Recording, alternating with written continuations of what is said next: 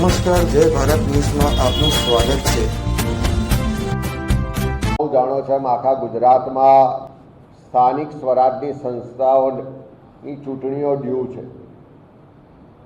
એસઆઈની પ્રક્રિયાને કારણે આ ચૂંટણીઓમાં વિલંબ થયો અને આગામી ટૂંક સમયમાં સ્થાનિક સ્વરાજની ચૂંટણીઓ યોજાવાની છે। ત્યારે ગુજરાતમાં 15 મહાનગરપાલિકાની 1044 બેઠકો પર ચૂંટણીઓ યોજાશે। 34 જિલ્લા પંચાયતની લગભગ 1084 બેઠકો પર ચૂંટણીઓ યોજાવાની છે। 262 તાલુકા પંચાયતની 5214 બેઠકો પર ચૂંટણીઓ યોજાશે અને સાથે સાથે 83 જેટલી નગરપાલિકાની 2596 જેટલી બેઠકો પર ચૂંટણી યોજાવાની। આમ જોવા જઈએ તો આખા ગુજરાતના 95% વિસ્તારમાંથી લગભગ 10,000 જેટલી બેઠકો પર સ્થાનિક સ્વરાજની ચૂંટણીઓ યોજાવા જઈ રહી છે।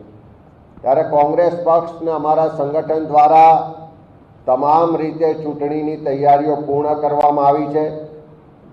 તાલુકા કક્ષાએ, શહેર કક્ષાએ, વોર્ડ કક્ષાએ અને જિલ્લા કોંગ્રેસ સમિતિઓ દ્વારા લોકો વચ્ચે જવાના કાર્યક્રમો કર્યા, લોકોની સાથે સંવાદ પ્રસ્થાપિત કર્યો।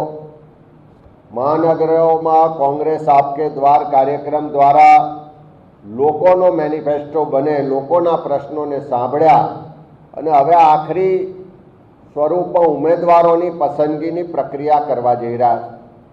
ત્યારે ગુજરાત પ્રદેશ કોંગ્રેસ સમિતિ દ્વારા આખા ગુજરાતના તમામ મહાનગરો, તમામ નગરપાલિકા વિસ્તારો, તમામ જિલ્લા અને તાલુકાઓમાં આગામી સ્થાનિક સ્વરાજની ચૂંટણી લડવા માગતા ઉમેદવારોને રૂબરૂ સાંભળવા માટેનો કાર્યક્રમ નક્કી કરવામાં આવ્યો છે। આગામી 11 માર્ચથી શરૂઆત કરીને 20 માર્ચ સુધીમાં આખા ગુજરાતના તમામ મહાનગરો, નગરો, તાલુકાઓ અને જિલ્લાઓમાં સંભવિત ઉમેદવારોને રૂબરૂ મુલાકાત કરી એમને સાંભળવામાં આવશે અને પેનલ બનાવવાની કાર્યવાહી કરવામાં આવવાની છે। સાથે સાથે આપ સૌ જાણો છો એમ જે રીતે ગુજરાતમાં એસઆઈની પ્રક્રિયા થઈ, જે પહેલાં જ અમે કહેતા હતા કે ગુજરાતની મતદાર યાદી શુદ્ધ નથી, એમાં મોટા પ્રમાણમાં ગોટાળા છે અને મોટા પ્રમાણમાં વોટ ચોરી થઈ રહી છે।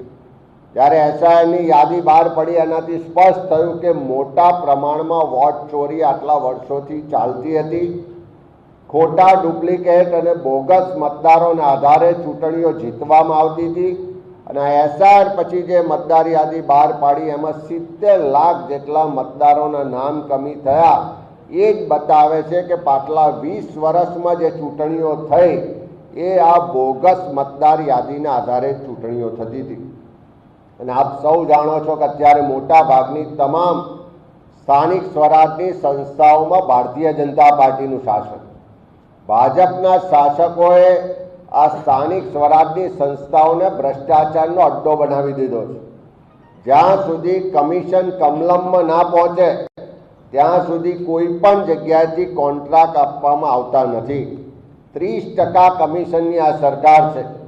સાથે સાથે આપણે બધાએ અનુભવ્યું કે પહેલા જ વરસાદમાં રસ્તાઓ ધોવાઈ જાય છે। હજુ તો પાણીની ટાંકીનું ટેસ્ટિંગ થતું હોય ત્યારે પાણીની ટાંકી તૂટી પડે છે અને પ્રજાના જે પરસેવાના ટેક્સના પૈસા છે એની ઉઘાડી લૂંટ આ સ્થાનિક સ્વરાજની સંસ્થાઓમાં ભારતીય જનતા પાર્ટીના શાસકો કરી રહ્યા છે। ત્યારે એવા સંજોગોમાં એક ગુજરાતનો સામાન્ય નાગરિક જે ટેક્સ આપે છે તેની અપેક્ષા હોય કે સારા રસ્તા મળે, શુદ્ધ પીવાનું પાણી મળે, પ્રદૂષણ મુક્ત વાતાવરણ મળે, એને ત્યાં આગળ ટ્રાફિકની સમસ્યાઓ ના હોય, રહેણાંક માટેના ઘર હોય, એને ત્યાં સારું શિક્ષણ, સારી આરોગ્યની વ્યવસ્થાઓ હોય, સ્વચ્છતા જળવાતી હોય, વરસાદી પાણીનો નિકાલ થતો હોય, જે એની પ્રાથમિક જરૂરિયાતો છે અને જે પૂરી પાડવાની જવાબદારી આ સ્થાનિક સંસ્થાઓની છે, એના બદલે આ ભારતીય જનતા પાર્ટીના શાસનમાં બિલકુલ ઉલટું થઈ રહ્યું છે। ચારે બાજુ ભ્રષ્ટાચાર ચાલે છે, ગેરવહીવટ ચાલે છે અને લોકોનું શોષણ થઈ રહ્યું છે। લોકોના ઘરો તોડવામાં આવી રહ્યા છે, લોકો ટ્રાફિક ને પોલ્યુશનને કારણે પીડાઈ રહ્યા છે। શિક્ષણ અને આરોગ્યની વ્યવસ્થાઓ નથી રહી, એના કારણે ખાનગી શૈક્ષણિક સંસ્થાઓ આજે વેપાર કરી રહી છે, દવાખાનામાં લોકો લૂંટાઈ રહ્યા છે। ત્યારે એવા સંજોગોમાં અમે ગુજરાતના લોકોને આહ્વાન કરીએ છીએ કે આ ભ્રષ્ટાચારને અટકાવો હોય, આ ગેરવહીવટને અટકાવો હોય, આ ભ્રષ્ટાચાર મુક્ત વહીવટ લાવવો હોય, સ્વચ્છતા પ્રજાલક્ષી જે વહીવટ થવો જોઈએ એ જો લાવવું હોય તો એના માટે સારા લોકોએ જાહેર જીવનમાં રાજકારણમાં આવવું પડશે। સારા ભણેલા ગણેલા લોકો જે પ્રમાણિક રીતે વહીવટ બદલવા માગે છે, પ્રજા માટે કામ કરવા માગે છે, એવા લોકોએ આગળ આવવું પડશે અને એવા લોકોને આવનારા સમયમાં કોંગ્રેસ પાર્ટી તક આપવા માગે છે। જેમ દુનિયાના મોટા તત્વચિંતકોએ કીધું છે કે ખોટું કરવાવાળા જેટલા ગુનેગાર છે એના કરતાં મોંઘા મોડે સહન કરવાવાળા એનાથી મોટા ગુનેગાર છે। ત્યારે ક્યાં સુધી આ ભ્રષ્ટાચારી શાસનને મોંઘા મોડે સહન કરશો? ક્યાં સુધી તમારા પરસેવાના ટેક્સના પૈસાની જે લૂંટ ચાલી રહી છે એની સામે ચૂપ રહેશો? ક્યાં સુધી આવા ખોટા લોકોને શાસન કરવા દેશો?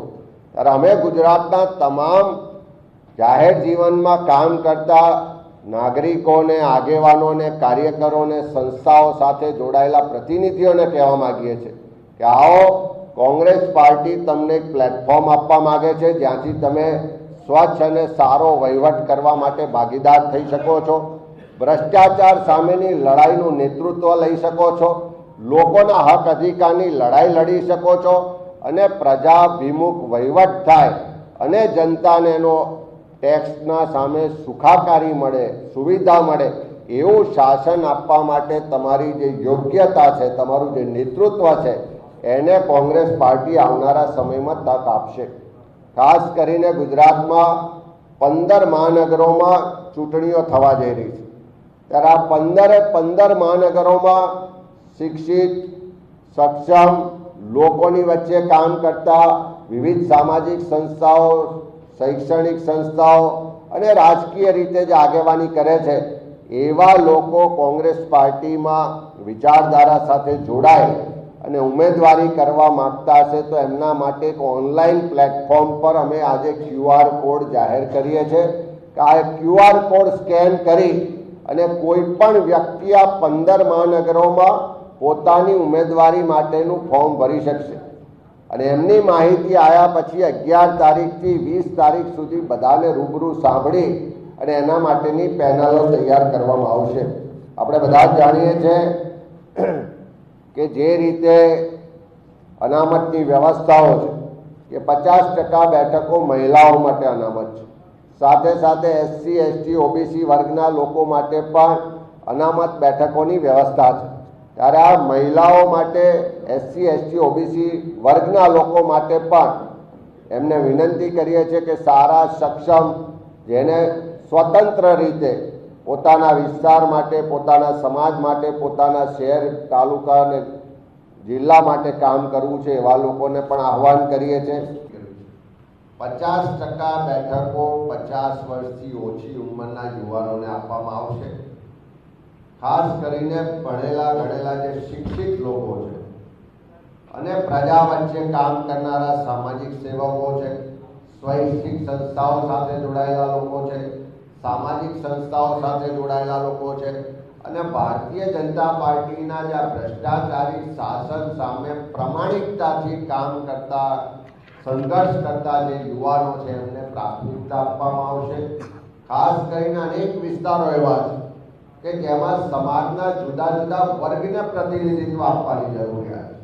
જેમ કે કોઈ શહેર હોય તો લારી ગલ્લા પાટણાવાળા છે, રિક્ષા ડ્રાઈવર છે, એમને રોજબરોજ હેરાનગતિ થાય છે, તે એમનામાંથી પણ કોઈને પ્રતિનિધિત્વ કરવાની તક આપવામાં આવશે। અલગ અલગ વિસ્તારોમાં જે હજારોની સંખ્યામાં ગરીબોના ઘરો પર બુલડોઝર ચલાયા એવા વિસ્તારોમાં જે કામ કરનારા કાર્યકરો છે, કાં તો જે પીડિત પરિવારો છે, એમાંથી પણ કોઈ આ ભ્રષ્ટ શાસન સામે લડવા માટે તૈયાર હશે તો એવા પીડિત પરિવારોના પ્રતિનિધિઓને પણ તક આપવામાં આવશે।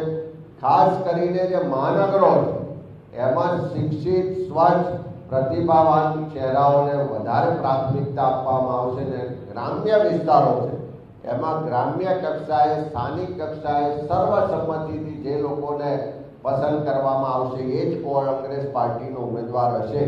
આ વખતે એ પણ નક્કી કરવામાં આવ્યું છે કે ઉમેદવાર પસંદગીની આખી પ્રક્રિયા સ્થાનિક કક્ષાએ કરવામાં આવશે. એટલે કે નગરપાલિકા હોય તો નગરપાલિકાની જે ચૂંટણી સમિતિ છે એ લોકો જ ઉમેદવારોની પસંદગીની પ્રક્રિયાને મોટે ભાગે આખરી ઓપ આપશે. તાલુકા કક્ષાએ, જિલ્લા કક્ષાએ અને મહાનગર કક્ષાએ પણ ઉમેદવારની પસંદગીની મોટા ભાગની તમામ પ્રક્રિયા સ્થાનિક કક્ષાએ પૂર્ણ કરવામાં આવશે. પ્રદેશ સમિતિ દ્વારા એમાં સીધો હસ્તક્ષેપ કરવામાં નહીં આવે. જે સંગઠન સૃજન અભિયાન અંતર્ગત સ્થાનિક કક્ષાએ નવા સંગઠનને નિમણૂક કરવામાં આવી છે, તમામ લોકો આજે પ્રજા વચ્ચે જઈને કામ કરી રહ્યા છે ને એમની પ્રાથમિકતા, એમની પ્રાયોરિટી જે હશે એને અગ્રતા આપવામાં આવશે. ઉમેદવારો હશે, અમે સંભવિત અમે નગરપાલિકા હોય કે મહાનગરપાલિકા અમે મેયર પદના ઉમેદવાર પણ અમે જાહેર કરીશું કે ભાઈ અમારે આ શાસન આવશે તો અમારો મેયર આ હશે. એ રીતનું પણ અમે જાહેરાત આ વખતે કરવા જઈ રહ્યા છે અને જે પ્રકારનો પ્રતિસાદ અત્યારે મળી રહ્યો છે એટલે ઉમેદવારો પણ અમને સારા મળશે અને આ વખતે અમે તાકાતથી આ તમામ ચૂંટણીઓ લડવા જઈ રહ્યા છીએ.